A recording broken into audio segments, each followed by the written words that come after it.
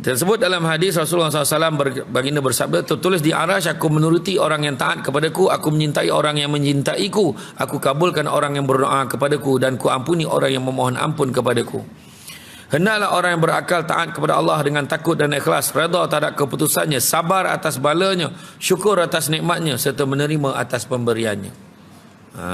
Ya, takut ikhlas, redha dengan keputusan Allah, sabar atas apa juga ujian Allah, bala Allah bagi kat kita, syukur atas nikmat, dan terima apa juga yang Allah berikan kepada kita, banyak sikit terima. Jangan kamu pandang kecilnya nikmat itu, tapi pandanglah siapa yang memberikan nikmat itu. Itu Nabi sebut. Kan? Allah SWT berkata, barang siapa tidak redha dengan keputusanku, tidak sabar atas pemberianku, tidak syukur atas nikmatku, serta tidak menerima atas pemberianku, hendaklah dia mencari Tuhan selain aku. Ya. Seorang lelaki berkata kepada Hasan Al-Basri radhiyallahu anhu, aku tidak menemukan kelazatan dalam taat. Lalu Hasan berkata kepadanya, barangkali engkau memandang dalam wajah orang yang tidak takut kepada Allah, ibadah bererti engkau meninggalkan segala sesuatu kerana Allah. Seorang lelaki berkata kepada Abi Yazid, aku tidak menemukan lazatnya taat. Lalu Yazid mengatakan, itu kerana engkau menyembah taat, bukan menyembah Allah. Sembahlah Allah sampai engkau menemukan kelazatan taat. Tu cerita tadi tu. Kalau orang tu nampak beban dalam semayang tu, maknanya dia nampak kebebanan untuk mengerjakan semayang tu. Tapi sebenarnya apa yang kena lihat, kelazatan dia menyembah Allah itu, salah satunya dengan salat. Itu dia. Ya. Kita menyembah Allah bukannya perbuatan itu. Sikit mana perbuatan tu. Dan itu sebab kita kena fahami pengibrahan. Baru ni saya camah tajuk dia, epistemologi Isra' Mi'raj. Tajuk saya cakap dengan ngado penganjur ni kita. Makna rupa penghujahan ilmu di sebalik Isra' Mi'raj. Bayangkan daripada 50 waktu Nabi dah minta diskaun sampai 5 waktu. Dengan tahap itu kita masih lagi rasa beban dengan solat. Ya, bayangkanlah kalau 50 waktu. Tak tahulah kita tak ada kerja lain kan. 24 jam tu semayang. Jap semayang. Masuklah waktu tu tahap waktu nama kan. 50 waktu. Dah masuk waktu 35 belum dah. Ya, kau capek kau lagi nak masuk waktu 36 dah. Macam tu lah kira macam tu lah kan. Tapi kita diberikan masa yang secukupnya, macam mana kita rasa beban mana. 24 jam semayang, saya dah kira kan, lebih kurang 5 minit semayang. Masuk doa, wirid, zikir, katalah 10 minit. 10 minit kali 5 baru 50 minit. Katalah sejam semayang. Sejam dalam 24 jam kita rasa susah pun nak. Itulah salah kan. Ada lelaki period tak berhenti. Kok perempuan tu faham kan, ni lelaki ngado betul. Tahap popet yang dia pakai pun tak tahu kan.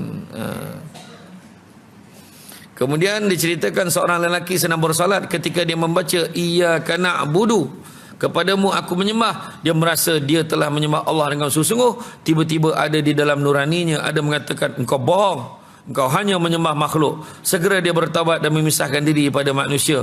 Ketika tiba malam dia solat, bila dia membaca iyyaka na'budu, ada lagi yang berkata, bohong, engkau hanya menyembah kepada hartamu. Maka segera dia sedekahkan seluruh hartanya. Namun ketika dia solat lagi sampai membaca iyyaka na'budu, ada berkata kepadanya, kini telah benar, engkau telah menyembah Tuhanmu. Makna dalam semayang ingat ke benda lain.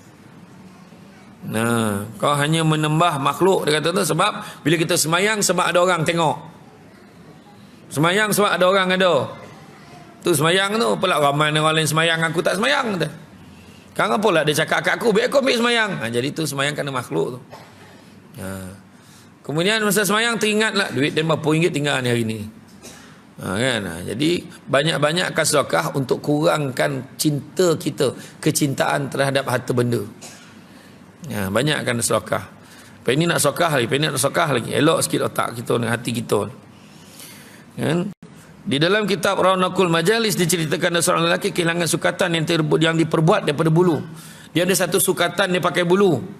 Kemudian sukatan itu dia tak tahu siapa yang mengambilnya. Ketika dia sedang solat, tiba-tiba teringat, baru dia teringat tengah semayang, baru teringat siapa yang ambil. Kemudian dia kata, Dengan sebab itu cepat dengan salat dan berkata kepada pelayannya, pergilah kamu kepada si fulan, ambillah sukatanku daripadanya.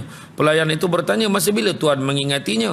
Tuan menjawab, ketika aku salat. Dan pelayannya berkata, rupanya Tuan mencari sukatan, bukan mencari Allah. Maka hati tuannya tercuit, lantas pelayan itu dimerdekakan berkat iktikadnya. Maknanya dia mengingatkan tu, dia kata, betul jugalah dia cakap, apalah. Kita kan enggak macam tu. Pagi tadi sembahyang subuh, Allahu Akbar. Sam serbat hari ni ke besok ke? Contoh. Kan? Malam tadi dah tahu ya. Malam tadi dah tahu dah. Kan?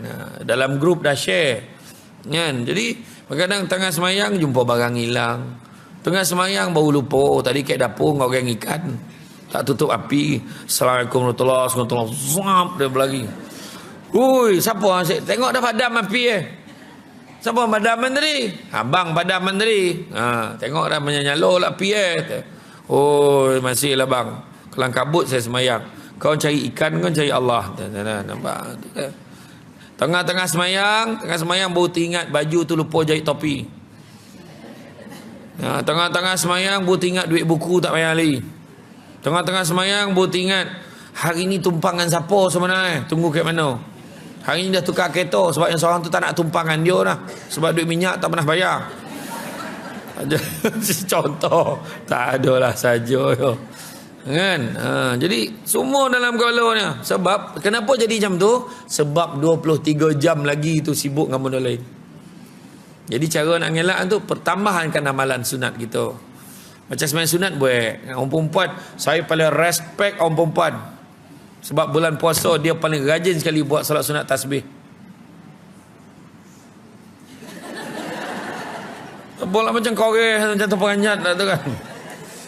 Saya dekat Seremban, Ustazah Hajah Rohani lah. Ustazah Hajah Rohani, mak saya dengan grup dia tu, dekat Seremban tu. Memang di grup tu rajin betul orang perempuan. Orang lelaki jarang sebab dia dah banyak kan. Jadi biarlah orang perempuan yang buat. Ya, salat sunat tasbih ni bayang yang tua-tua ramai buat. Yang muda yang tagap tak nak buat. Salat sunat tasbih ni ketahanan tu penting kan. Lepas tu ada tu tengah semayang. Yang sebelah tu semayang kat kursi, dia berdiri. Untunglah orang sebelah ni. Tu kat kursi lah dia. Semua lah tu berbisik telinga tu ada. Ya mikir kan. Kan ada lah. Lepas tu kontut. Apa pula yang kontut ni Allah. Tu semua tu kan payah tu ganggu tu.